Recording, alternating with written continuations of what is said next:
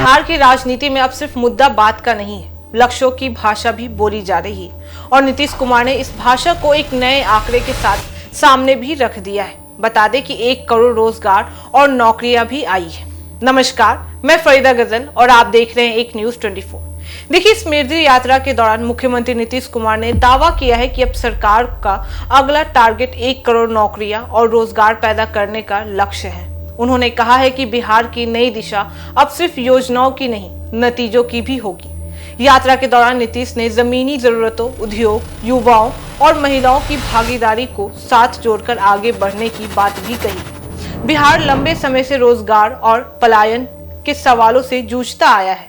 बड़ा इलाका खेती पर निर्भर है और नौकरी के लिए युवाओं का दिल्ली, पंजाब, गुजरात और मुंबई की ओर जाना सालों से चर्चा में रहा है। स्मृति यात्रा में नीतीश कुमार ने इसी मुद्दे को केंद्र में रखते हुए कहा है कि अब अगर बिहार रोजगार को घर पर पैदा करेगा और युवाओं को बाहर जाने की मजबूरी से मुक्त भी करेगा। सरकार पहले ही सरकारी नौकरियों, शिक्षकों की नियुक्ति और तकनीकी विभागों में भर्तियों का चक्र चला चुकी है। अब इस दावे को एक बड़े टारगेट के रूप में रखा भी गया है। 1 करोड़ रोजगार सिर्फ सरकारी नौकरी नहीं होगी, इसमें उद्योग, कृषि, स्टार्टअप, टेक, विनिर्माण, सेवा क्षेत्र, कौशल आधारित रोजगार और ग्रामीण उद्यमिता शामिल भी हो सकती है। हाल में महिला रोजगार योजनाएं, जीविका समारोह, कौशल प्रशिक्षण, टेक्निकल स्थान, कृषि आधारित प्रोसेसिंग और MSME सेक्टर की घोषणा इसी फ्रेम का हिस्सा भी रहा है।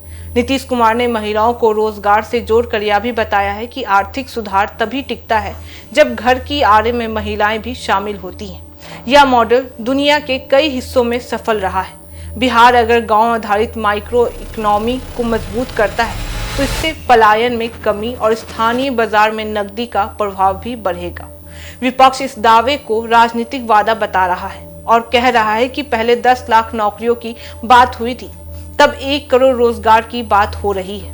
लेकिन यह भी साफ है कि बिहार की राजनीति में अब विकास का मुकाबला सिर्फ सड़क बिजली तक सीमित नहीं है, बल्कि रोजगार और आय तक पहुंच चुका है। आर्थिक दृष्टि से 1 करोड़ रोजगार का लक्ष्य भारी दिखता है और इसके लिए सरकार को 3 स्तर पर काम भी करना पड़ेगा। पहला कौशल, दूसरा निवेश और तीसरा बाजार। कौशल इसलिए कि नौकरी सिर्फ डिग्री से नहीं, प्रशिक्षण से बनती है। निवेश इसलिए कि रोजगार उद्योग से आता है और बाजार इसलिए कि बिना खरीदने वालों के कारोबार टिकेगा ही नहीं। अगर बिहार इस त्रिकोण को जमीन पर उतार लेता है तो यह रोजगार मॉडल देश में नया उदाहरण भी बन सकता है। नीतीश कुमार ने कहा है कि यह यात्रा सिर्फ कार्यक्रम नहीं, बल्कि सरकार का भविष्य डिजाइन भी है। वह बार बार नई इबारत शब्द का उपयोग भी कर रहे हैं, जिसका मतलब है कि आने वाले वर्षों में बिहार की पहचान पलायन वाले राज्य से रोजगार वाले राज्य में बदलने की कोशिश भी होगी। इस योजना में राजनीति भी छिपी हुई है। 2026 से 2027 में बिहार की राजनीति बड़े मोड़ पर जाएगी। ऐसे समय में युवा वोट ही निर्णायक होगा, इसलिए रोजगार का बड़ा लक्ष्य एक राजनीति भी है। वादा भी करता है कि जनता की नजर से सवाल अभी यह नहीं है कि लक्ष्य पूरा होगा या नहीं, सवाल यह है कि सरकार इसे किस रास्ते से पूरा करेगी और वही रास्ता आने वाले समय में बिहार की राजनीति को आकार भी देगा। 1 करोड़ रोजगार का लक्ष्य बिहार के इतिहास का सबसे बड़ा रोजगार वादा है। अब पूरा राज्य इस बात पर नजर लगाए बैठे हैं कि अगर यह लक्ष्य भाषण बनेगा या हकीकत। अगर यह जमीन पर उतरता है तो बिहार की कहानी फिर से पलट जाएगी।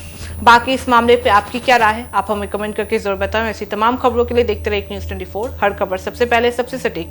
वीडियो को लाइक करें, शेयर करें और चैनल को सब्सक्राइब करना ना भूलें। धन्यवाद।